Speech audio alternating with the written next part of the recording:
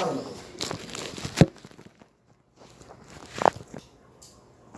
Si desean ustedes estos días pueden entrar a la información virtual, busquen libros de psicología clínica que hablen de ejercicios del manejo de ansiedad, EMA. Ejercicios del manejo de ansiedad. La musicoterapia, ayuda bastante, ¿no? La musicoterapia. La forma como ustedes modulan su voz y le hablan al paciente durante el procedimiento. Decirle, nuestros pacientes en cirugía están cubiertos por el campo fenestrado. Imaginémonos nosotros que fuéramos los pacientes y nos cubran con un campo fenestrado que no podemos ver lo que pasa alrededor. ¿Está seguro o no? Sí, aumenta. No hay que mencionar ciertos términos. Por ejemplo, sangre. Imagínense que estamos cubiertos por un campo y el operador se está saliendo sangre. ¿Bien? Bisturí, aguja, hueso. Y peor, fractura.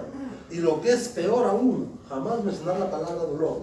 Nosotros nunca mencionamos la palabra dolor delante del paciente. Molestia. Pero no dolor. Peor aún, adelante, cuando le decimos, ¿le dolió? ¿Le ha dolido? ¿Le está doliendo? ¿Le sigue doliendo? ¿Le duele mucho? Nunca debemos mencionar esos términos. Ahí estamos perdiendo la batalla nosotros mismos como operadores.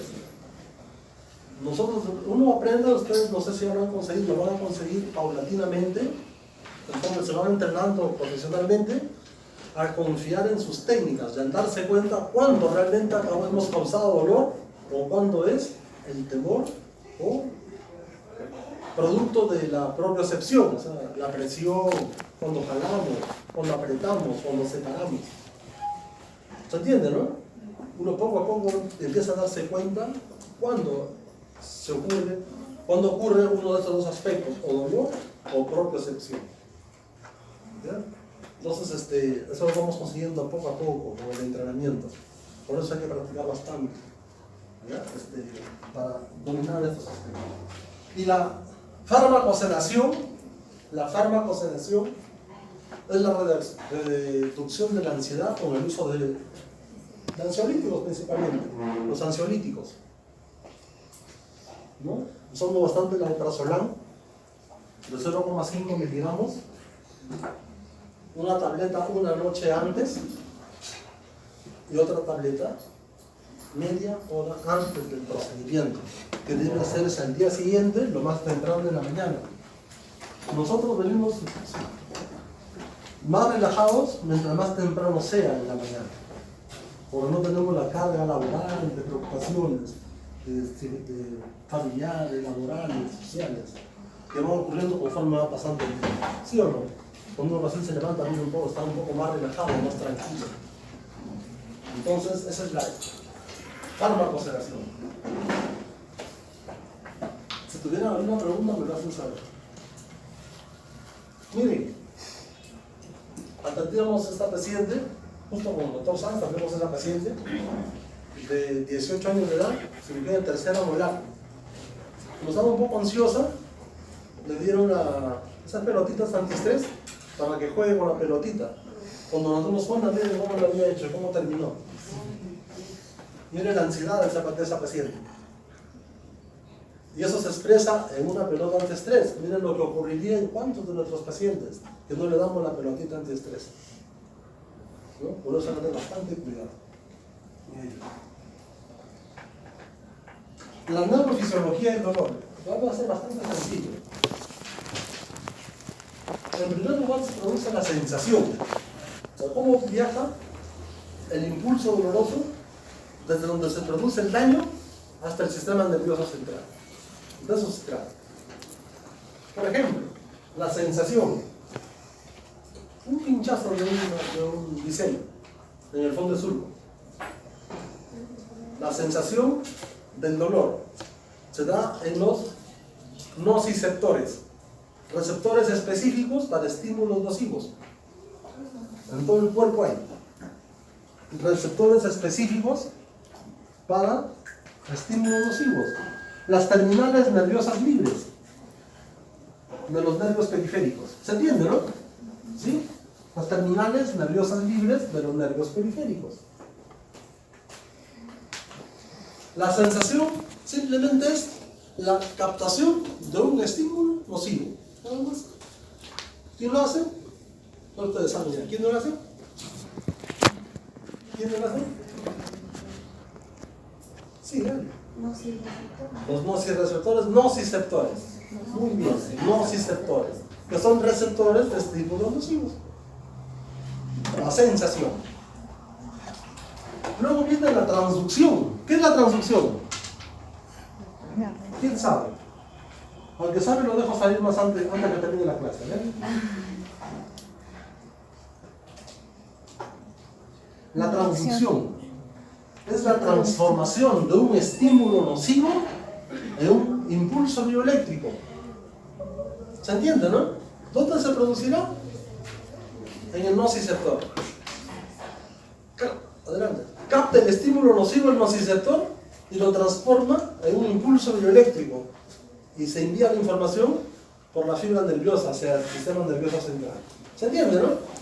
Entonces la transducción, el 2, es la transformación de un estímulo nocivo en un impulso bioeléctrico. Y aquí está, el 3, la propagación. ¿Qué es la propagación? Es la transmisión de un estímulo nocivo desde el nociceptor hasta el sistema nervioso central. ¿Por qué estructura? Anatómica, por un nervio sensitivo. ¿Estamos o no? ¿Sí? ¿Sí? Listo, muy bien. Muy bien, muy bien. Luego viene la modulación. Decíamos, hay personas que sienten más y personas que sienten menos, o todos sentimos igual. Diferente, ¿sí o no? Es muy diferente. Porque se produce la cuarta característica, que es la modulación. ¿Han escuchado hablar de neurotransmisores ustedes? ¿Sí, no? Miren.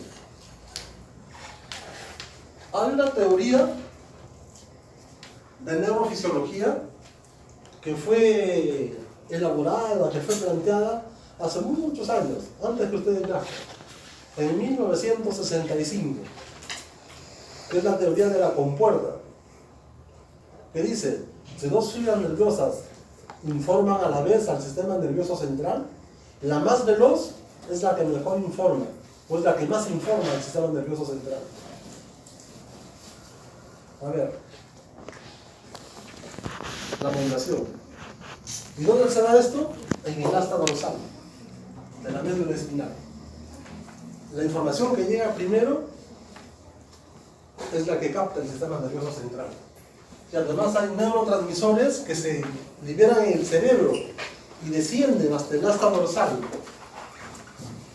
y sirven como una compuerta para que una de las dos informaciones llegue a la corteza cerebral.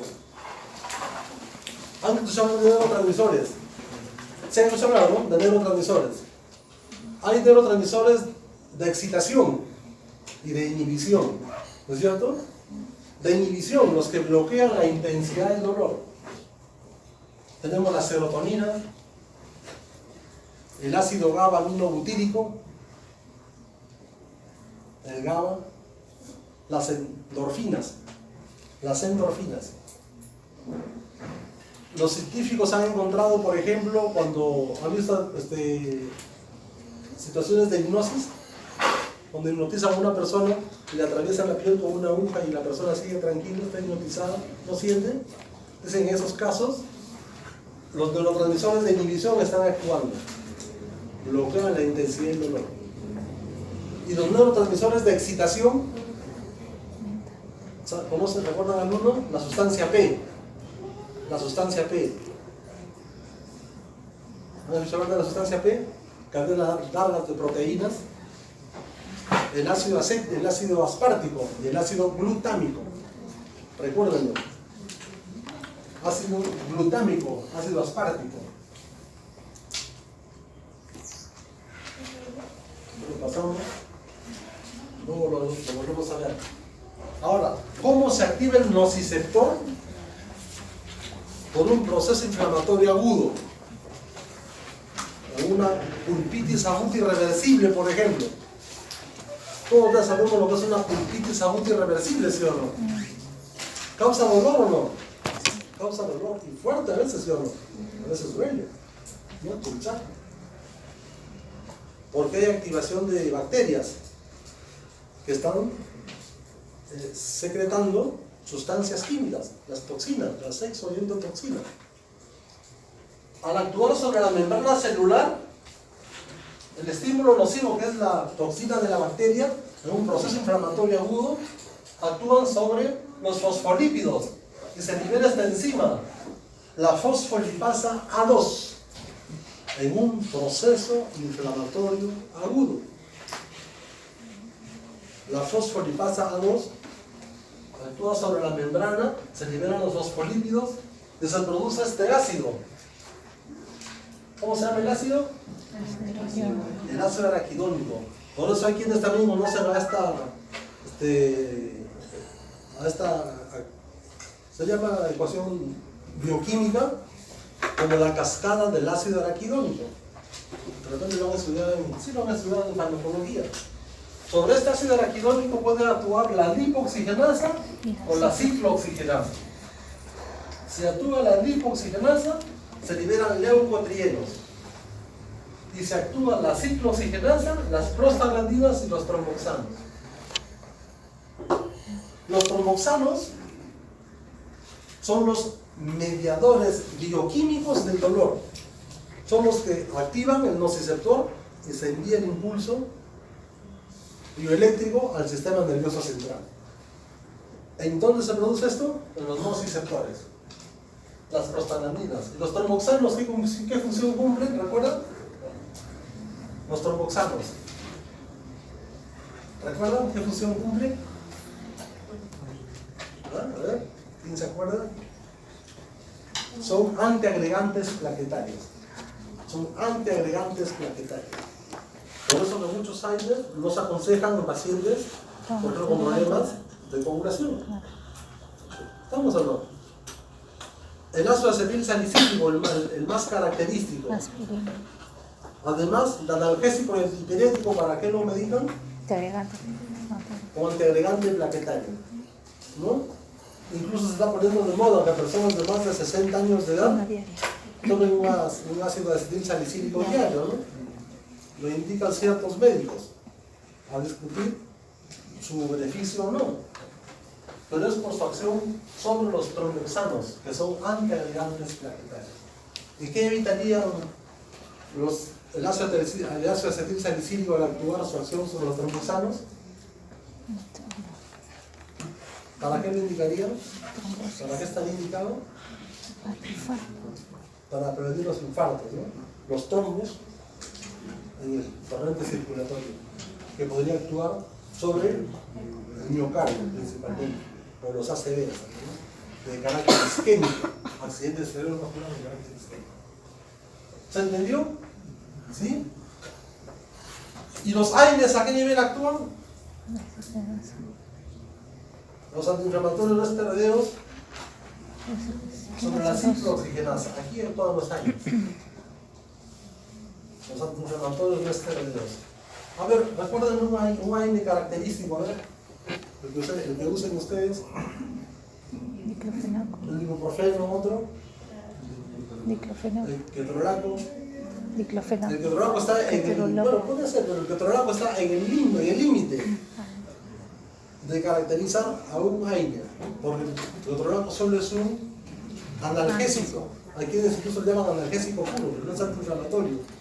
Pero de todas maneras está clasificado. Naproxeno, diclofenaco, ketoprofeno, ¿no? Por mencionar algunos. ¿Estamos o no? Actúan sobre la ciclooxigenasa. Entonces no hay prostaglandina. Es decir, el daño existe. Simplemente que no se está informando al cerebro que se está produciendo el daño. ¿Se entiende, no? ¿Sí? Si algo no entienden, me avisan, lo repetimos. Entonces pasamos. Las vías del dolor bucomaxilofacial. En primer lugar está el trigémino, ¿no? En nuestra área profesional, el quinto 2 y el quinto 3. El cirujano dentista en general trabaja en el territorio de sensibilidad del quinto 2 y del quinto 3, en el maxilar y la mandíbula principalmente. ¿No es cierto? La estructura ósea, la articulación, las piezas dentarias, el tejido blando que la rodea, las glándulas salivales, todos los músculos que tenemos en el sistema esternocleidomastoideo. Todo este es territorio profesional del cirujano dentista. ¿Estamos o no? Muy bien. Entonces, esto está inervado sensitivamente por el trigémino. Quinto 1, quinto 2, quinto 3. ¿Listo? El trigémino llega al sistema nervioso central. ¿Se acuerdan cuando hablamos del asta dorsal? La vía espinotalámica. Y viene de la médula espinal al tálamo. Luego la vía tálamo-cortical, del tálamo a la corteza cerebral, sigue ascendiendo. Y finalmente, la neuromodulación descendente.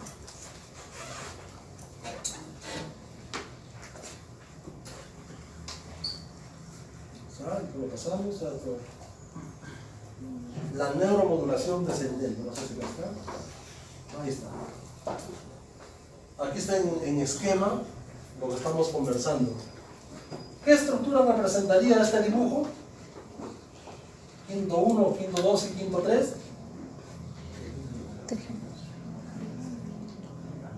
¿Qué estaría representando este esquema? El ganglio de Gasser. El ganglio de Gasser, donde se encontrarían los cuerpos neuronales del trigémino. ¿No es cierto? Quinto 1, quinto 2 y quinto 3 llegan al tallo mesencefálico, al subnúcleo caudal del tallo mesencefálico. Y aquí se produce la primera unión de neuronas. Este es el trigémino. Luego viene la vía talámica, al tálamo. Luego tálamo cortical. Y finalmente, ¿cuál falta? El sistema de modulación descendente caracterizado por neurotransmisores que conversábamos. Eso también explica lo que algunos sienten más y lo que otros sienten menos. Porque estos neurotransmisores bloquean la intensidad del estímulo de persona a persona. ¿No? Ustedes se han dado cuenta, han visto documentales, seguramente todos en la televisión, los comandos del ejército, los comandos de grupos especiales. ¿En combate sienten dolor o no? En combate. En combate. No están peleando. ¿Sienten dolor o no? No sienten dolor. Sienten dolor cuando ya termina el combate. ¿No? Una madre que de pronto ve que su casa se está incendiando y se da cuenta que su hijo está dentro de la casa. Ingresa y camina sobre las llamas. ¿Siente dolor o no siente dolor? No. ¿Cuándo siente el dolor? Cuando saca a su hijo y está fuera salvo. ¿Por qué? Porque actúan los neurotransmisores de inhibición. ¿No? Bloquean la sensación del dolor. Y de eso conversábamos hace un momento, lo dejé para explicarlo en este capítulo. La diferente velocidad de conducción del impulso doloroso. Decíamos que dos fibras de diferente velocidad se informan a la vez. El sistema nervioso central capta al que llega primero, el más veloz. Se llama la teoría de la compuerta. La teoría de la compuerta, que fue enunciada en 1965. El dolor agudo, miren, de 5 a 15 metros por segundo viaja. Dolor agudo. En cambio, el tacto, de 15 a 40 metros por segundo. ¿Cuál es más veloz? ¿La de dolor agudo o la de tacto? ¿Cuál es más veloz? ¿Dolor agudo o tacto? ¿Cuál es más veloz? La de tacto. ¿Cómo se explica esto? Miren. No sé si ustedes colocan inyecciones por vía intramuscular. Muchos de ustedes de repente colocan inyecciones intramusculares. No sé si una vez que reconocemos el punto donde vamos a insertar el bisel, ¿no? Son unas mediciones que hacemos de la cresta ilíaca antero superior y el índice interglúteo. Trazamos los puntos de referencia, hacemos asepsia con alcohol y una gasa estéril. Antes que penetre el bisel, le damos un golpecito, ¿no? Le damos un golpecito al glúteo e ingresa inmediatamente el bisel. ¿La persona siente o no siente dolor cuando ingresa al visero? No siente absolutamente nada. No se siente nada. Porque la propiocepción llegó primero, el golpe. Porque el tacto es 3 veces más veloz que la penetración del visero. Lo que dijimos al inicio de la clase, cuando nosotros vamos a colocar la infiltrativa en el fondo del surco vestibular. Tomamos el labio, lo apretamos y lo jalamos y hacemos que penetre el visero. El paciente va a sentir la tracción y el apretamiento del labio y no va a sentir la penetración del visero. ¿Ya? Previamente podemos usar anestesia tópica para mejorar aún la disminución de la sensibilidad. Y si no tenemos anestesia tópica, compramos, ¿no? No tenemos que comprar. ¿Ya? En la fibromucosa palatina, en un paciente adulto no habría problema, pero quizás en un niño, en la odontopediatría, hacer presión o un hisopo al ladito de donde vamos a penetrar con el visero, en la fibromucosa palatina. De esa manera vamos a hacer uso de esta teoría de la compuerta de Wally-Melzer. Al apretar con el hisopo, vamos a activar las fibras táctiles, que son más veloces que las fibras adénticas, que transmiten dolor a uno. ¿Estamos o no? ¿Sí? Para usar, ¿no? Todos utilizan la neurofisiología. Ahí están los neurotransmisores de excitación y de inhibición. Ahora un repaso. ¿De excitación cuáles son? De excitación. La sustancia P. Dijimos, ¿no lo hemos dicho? Sí. ¿Cuál más? El ácido glutámico. El ácido ascárbico. De excitación. Son aferentes. Aferentes. Del sistema periférico al sistema nervioso central. Y los de abajo, los de inhibición, los que bloquean la intensidad del dolor. ¿Te acuerdas del dolor? La serotonina, el ácido GABA aminobutírico, muy bien, el GABA. Las endorfinas, que son los más reconocidos, los más investigados, las endorfinas. Ahora, ¿cómo diagnosticamos un paciente con dolor? En primer lugar, acuérdense, la historia de un paciente con dolor, una odontalgia. Primero, la anamnesis. La anamnesis. En la historia, el interrogatorio. ¿No? Nos detenemos en enfermedad actual. Motivo de la consulta. Signos y síntomas principales. Signos y síntomas principales. Localización. Tiempo de enfermedad. Curso. Forma de inicio. Va a ser muy diferente en cuanto al tipo de dolor. El tipo de dolor es pulsátil, ¿no? O es urente, como una descarga eléctrica, ¿no? O al agacharse siente el dolor en la mejilla, ¿no? Al agacharse. Eso no puede decir el paciente. Cuando yo me agacho, me siento un dolor tipo pesadez que no me deja, tengo que regresar inmediatamente a ponerme en posición derecha. ¿Se entiende, no? Dolor gravitante se llama eso, por gravedad. Dolor gravitante. ¿De qué patología es característico el dolor gravitante? De la sinusitis. De origen, puede ser de origen odontogénico, puede ser. Por eso, miren, hasta el tipo de dolor ya nos comienza a orientar hacia, poco a poco, ir dando los pasos para llegar al diagnóstico. Es un diagnóstico clínico. ¿Se entiende, no? El dolor pulsátil, el dolor nocturno. Eso es nocturno, a los cambios posturales. Me duele menos cuando estoy derecho, cuando me echo no lo puedo soportar, ¿no? Entonces eso ayuda bastante. El dolor espontáneo o provocado. Si es espontáneo o es provocado, ¿no? De repente, si es que es provocado, ¿cuál es el factor que lo provoca? ¿El frío o el calor? ¿Va a variar mucho o no? Va a variar mucho si es al frío o si es al calor. O si es con los carbohidratos, el azúcar. ¿Estamos o no? Salud, salud. Si duele el frío, ¿qué podría hacer, por ejemplo? se duele al frío. El paciente que dice, se me destiempla el diente, dice, ¿no? Se me destiempla el diente cuando como hielo o cuando me cepillo, pero al tomar mi sopa caliente no me duele. Empezamos a orientar el diagnóstico ante qué patología. ¿Qué pulpitis? Reversible.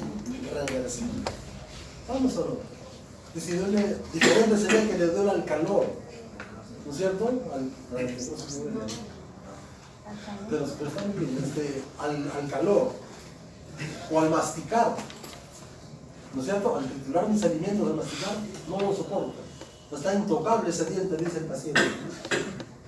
Por eso hay que tener mucho cuidado en la historia clínica. Y eso aún estamos en el interrogatorio, miren, todo lo que hemos conversado.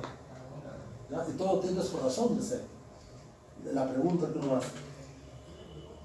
La intensidad, ¿el dolor se puede pesar? ¿Se puede medir? El dolor. No es tan fácil, ¿no?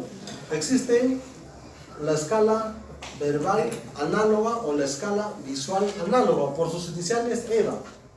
Escala visual análoga. En su consultorio ustedes pueden tener estos gráficos.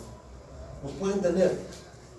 Le dicen, señor José, si 0 en el superior, el rojo. Una recta numérica y la dividen de 0 a 10. Señor José, si 0 es ausencia de dolor y 10 el máximo dolor que usted podría soportar, ¿dónde se encuentra su dolor en este momento? De 0 a 10. Si les dice 10, está doliendo demasiado. De repente es una periodontitis apical, hay que hacer una apertura cameral. Incluso hasta sin anestesia se hace eso. Se toma el diente, una presa redonda, se perfora y evacúa la conexión purulenta dentro del canal radicular y deja de doler. ¿Se entiende, no? ¿Estamos o no? ¿Sí? En niños, de repente no entiende la recta numérica del niño, pero podemos tener estos gráficos de rostros y le decimos al niño que ponga su dedito. ¿Dónde se encuentra en este momento su molestia, lo que le está molestando en la boca, en el diente? ¿No? Esto no es preciso, no es exacto, solo nos sirve para orientarnos, nada más para ubicarnos aproximadamente a cómo el dolor está afectando al paciente en ese momento. ¿Ya? Hay que localizar, la localización también es muy importante, la localización. Por ejemplo, si nosotros recibimos a un paciente que le decimos, señale con un dedo el diente que le está doliendo. Si el paciente ya nos dijo que era un diente, señale con un dedo el diente que le duele, pero no nos conformamos. Tenemos que corroborar esa información. Le ponemos un número imaginario a los dientes y con el mango del espejo lo golpeamos con percusión vertical. El lateral es el 1, el canino es el 2, el primer premolar es el 3, y así, golpes despacito. ¿Cuál me molestó más? ¿Y qué es lo que yo hago? Al regresar le cambio la ubicación a los números para ver si coincide en la segunda exploración. ¿Se entiende, no? Si coincide, empezamos a estar más seguros de cuál podría ser la pieza problema. Muchas veces no coincide. Entonces hay que tener mayor cuidado en tratar de discriminar cuál es la pieza dentaria problema. Si es de origen o no.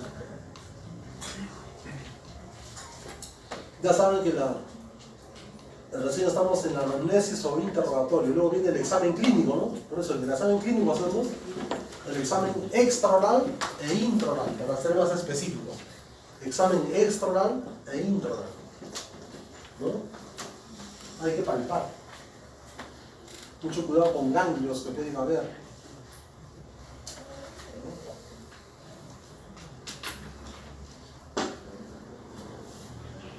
Entonces, anamnesis más examen clínico igual diagnóstico clínico. Anamnesis más examen clínico igual diagnóstico clínico. Luego viene el plan de tratamiento. Los planes diagnósticos, mínimo una radiografía. Empezamos por la periapical hasta otros exámenes de imagen, según sea necesario. Pero mínimo una periapical. Planes terapéuticos. Muchas veces nosotros tomamos impresiones, modelos, confeccionamos fórmulas. finalmente la educación del paciente, ¿no? Le explicamos ante qué situación estamos, qué vamos a hacer, cuáles son los principales problemas o complicaciones que se pueden presentar. Cosa que una vez que ya viene el consentimiento informado, aparte de la historia, salvamos todo tipo de responsabilidades. Les cuento, la semana pasada operamos con el doctor Sáenz un paciente de 70 años de edad, una cirugía apical a un paciente de 70 años de edad, pero con un nivel de Alzheimer. Pero los pacientes que se pueden presentar, cada paciente es un reto para atender, ¿no? Entonces el consentimiento informado es clave en todo tipo de pacientes, en ese paciente en especial, con mucho cuidado. Tiene que un familiar directo autorizar la intervención, él no lo puede autorizar, a pesar que tiene 70 años de edad. Como este caso, ya vamos de frente ya a la parte radiográfica, pero les cuento en un segundo. Una señora de 77, 78 años vino acá a la facultad con un dolor severo en el primer cuadrante. Severo en el primer cuadrante. La interrogamos, le hicimos el examen clínico. En el examen clínico tenía la 1.6, ausencia de la 1.7 y una necrosis pulpar de la 1.8. A la percusión no había mucho dolor. Entonces le indicamos luego la radiografía periapical.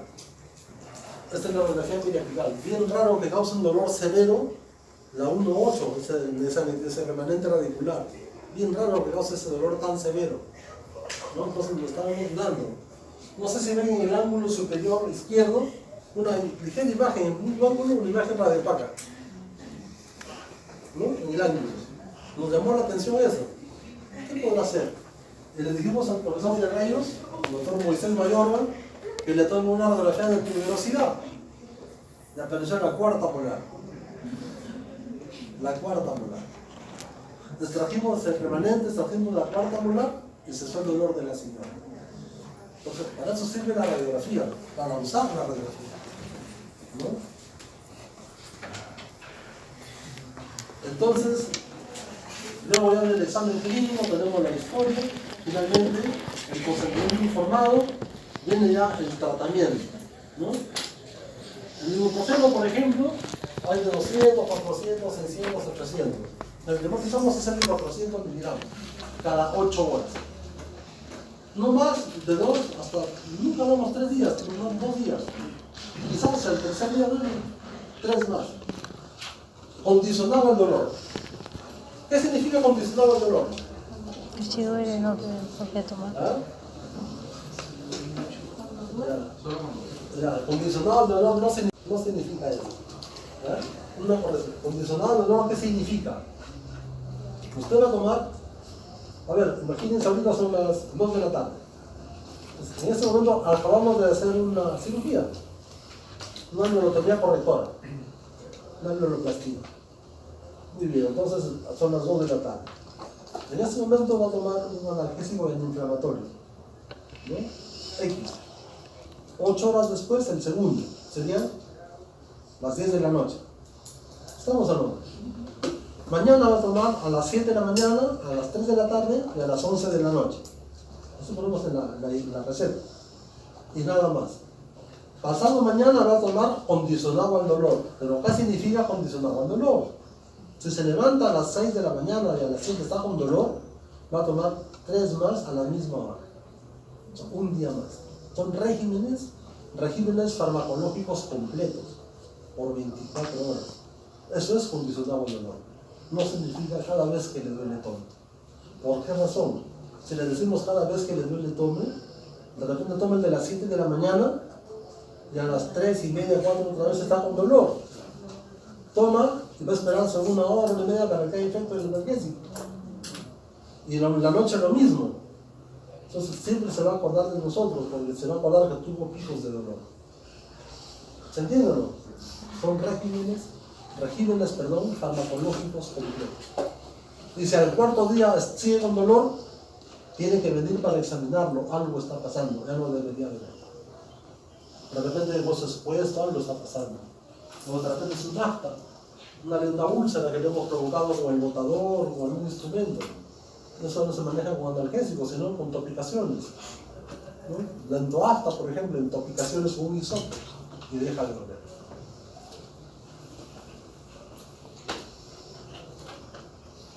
Miren, el ibuprofeno es analgésico, antiinflamatorio y antipirético. El paracetamol. Hay quienes no lo clasifican también al paracetamol como AINE, porque no es antiinflamatorio, solo es analgésico y antipirético, ¿no? El paracetamol. De 500 miligramos y también hay de 1 gramo. De 1 gramo. ¿Sí? El paracetamol, miren, ¿eh? Analgésico, antiinflamatorio, pero sobre todo es antipirético. No tiene un gran poder analgésico, pero sí va muy bien en sinergismo con otros fármacos. Por ejemplo, diclofenaco más paracetamol. Va muy bien ahí. Un sinergismo farmacológico. ¿Se entiende, no? ¿Sí? ¿Sí? Sí. Naproxeno sódico. El naproxeno sódico, 275, 550 miligramos. De 275 cada 8, 550 cada 12 horas. Miren, es principalmente antiinflamatorio, menos analgésico y menos antipirético, pero es principalmente antiinflamatorio, potente antiinflamatorio. El diclofenaco sódico mide justo como el paracetamol, ¿no?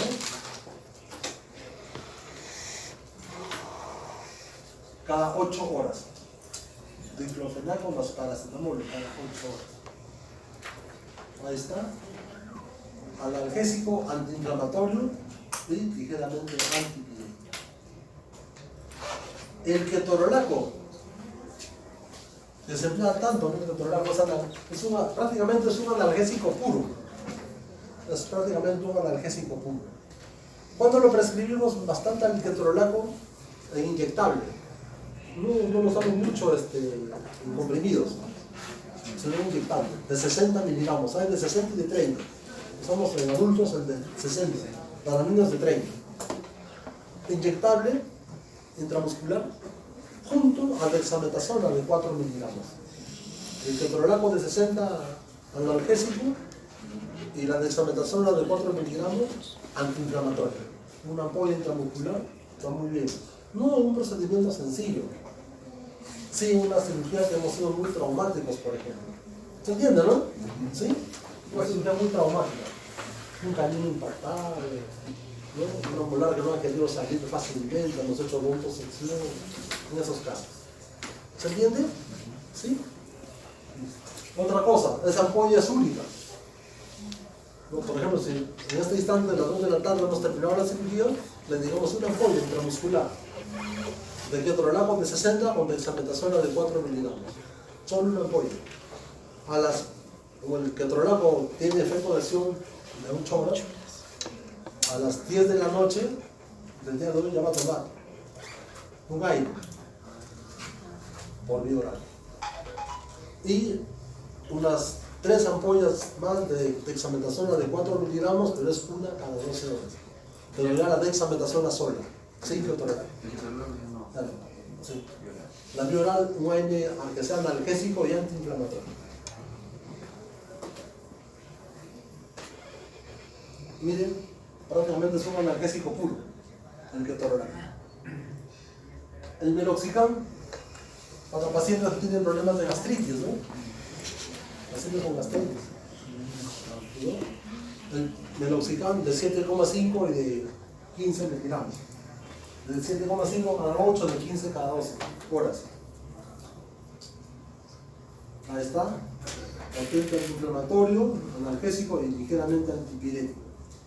Clonixinato de lisina, también empleamos con regularidad, es analgésico puro también. Prácticamente, no necesariamente, prácticamente es un analgésico puro. Su acción principal es analgésica. De 125 miligramos en comprimidos y de 100 miligramos ampolla.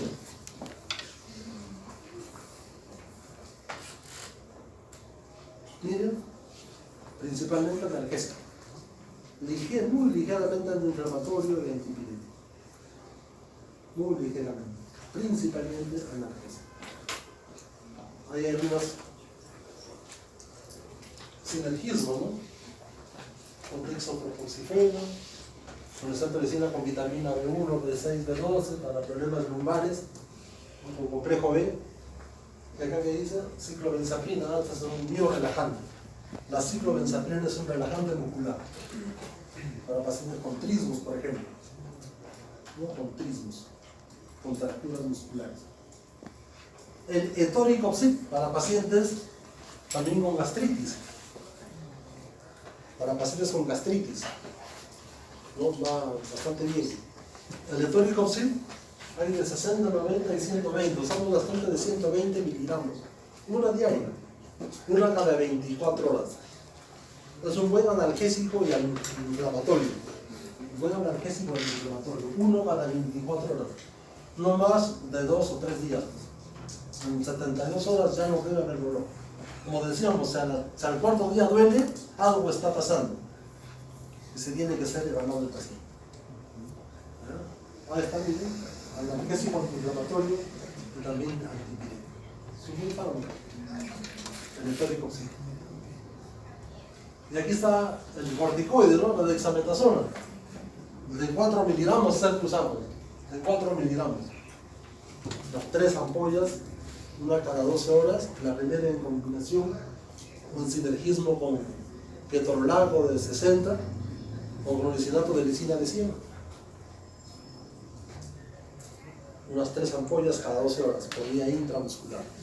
Va bastante bien. ¿En qué casos? Como decimos, cuando hemos demorado mucho, hemos traumatizado mucho, ha sido una cirugía muy traumática. Y lo contrario no es necesario. ¿Está bien? ¿Está bien? Miren, esta vez principalmente es antiinflamatorio, no es analgésico ni antipirético. Antiinflamatorio. El tramadol es un opiáceo, es un analgésico de acción central. Es un opiáceo, el tramadol. ¿No? ¿Para qué casos el tramadol? Dolores más severos, pero principalmente, por ejemplo, a ver, ¿en qué casos negaríamos tramadol? Obligatorio. Obligatorio.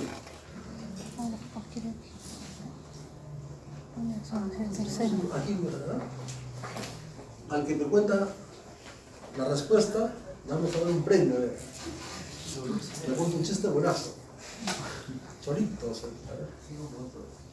¿Ah? ¿Para cuándo? A ver. ¿En qué casos? La tercera. Muy bien, alérgicos a los AINES. Mucho cuidado, pacientes alérgicos a los AINES. Hay bastante paciente alérgico a los AINES. Sería interesante, podría ser de un título de una tesis, por ejemplo. Prevalencia de pacientes alérgicos a los AINES atendidos en la preclínica de cirugía de la facultad. Es una tesis. Tan fácil como eso.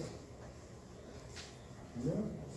Y podrían hablar con todos los turnos para que registren los pacientes alérgicos. En un cuadernito, ahí tienen los datos. Ahí lo que es. Hay bastante paciente alérgico a los AINES. ¿En qué otro caso podría ser? ¿El tramadol? En otros casos, obligatorio. Pacientes, ¿no? Ya, bueno, estaría bien. Dolores intensos, puede ser. Porque hay AINES también que lo manejan, ¿no? Pero está bien, para dolores severos, dijimos también hace rato. Está bien, dolores severos, pero obligatorio. Pacientes con gastritis o úlceras. Pacientes con gastritis o úlceras, tramadol. Son analgésicos de acción central. No actúa sobre la ciclooxigenasa. Actúa sobre los receptores kappa y los receptores mu. El sistema nervioso. ¿Perdón? Ya está bien. Pacientes con úlceras o gastritis, pacientes alérgicos a los AINES, como dijo su compañero, a los dolores severos. De 50 a 100 miligramos. De 50 miligramos es lo que más usamos, de 50 miligramos. cada 8 horas. Hasta cada 6 se puede indicar. Doctor, una consulta. Sí. Pero el tramadol no baja la presión. Todos los fármacos tienen efectos colaterales, todos los fármacos. Uno de los efectos colaterales del tramadol actúa al actuar sobre el sistema nervioso central o actúa como un depresor en general del sistema nervioso central, ¿no? Pero son dosis mínimas. Si el paciente lo tolera, ideal, ¿no? Por eso les digo, solamente en esos casos lo indicamos, no indicamos con frecuencia.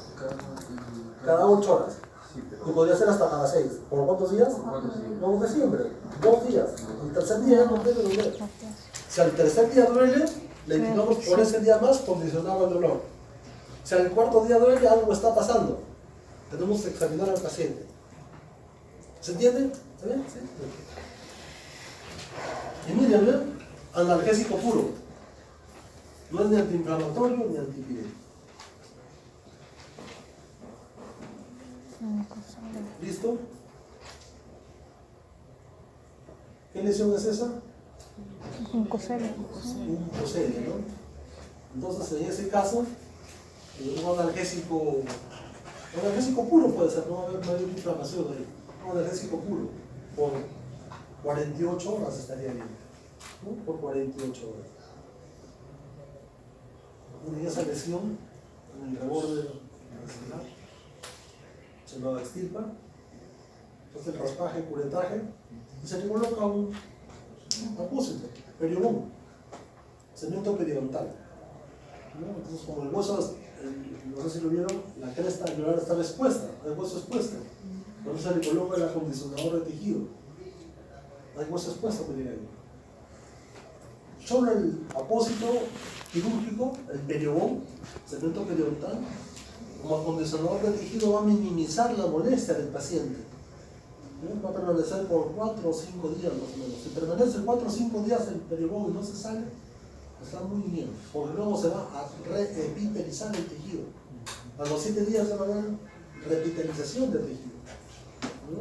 Le podemos indicar AINES por un día, por 2 días, el paciente tranquilo. La fermetoría lingual y la sutura. ¿No? Entonces, AINES por 2 días. En los 3 casos no es necesario ni siquiera antibiótico. No es necesario. Salvo que haya un problema sistémico en el paciente que lo indica. ¿No? Y en procedimientos ya mucho más traumáticos, lo van a ir viendo en las autopsias de clases que van a hacer, ya se indicarán los fármacos según sea el caso. Pero tratando de ser lo más concreto posible con ustedes, si tuvieran alguna pregunta que hacer, con el mayor gusto. Con el mayor gusto. Y si no, eso sería todo por el día. Gracias. ¿Ya? Asistencia, por favor, todos son sus nuevos asistentes.